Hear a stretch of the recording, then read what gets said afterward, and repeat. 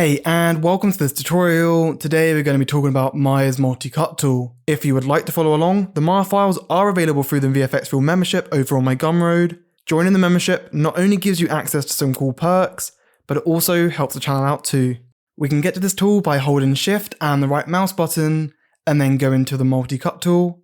We can draw out edges manually like this, just clicking to cut. Or we can press Ctrl to add an entire edge loop. And we can actually use the middle mouse button opposed to left clicking to add an edge loop exactly in the middle.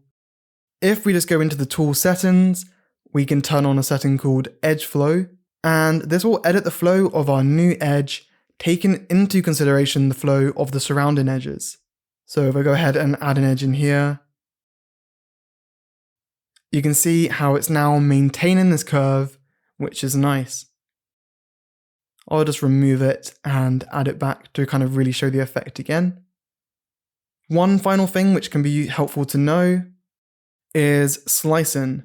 We can click and drag and slice our mesh however we want. Can be useful if you're wanting to add an edge through a lot of separate objects, and of course holding Shift will give you a straight line in any axis.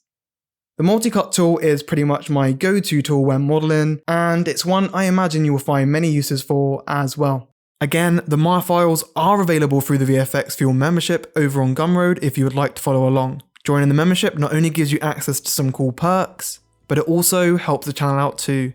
Well, thanks for watching. I hope you found this tutorial helpful. If you did, hit that like and subscribe button, come chat with me on the Discord, and I'll see you in the next video.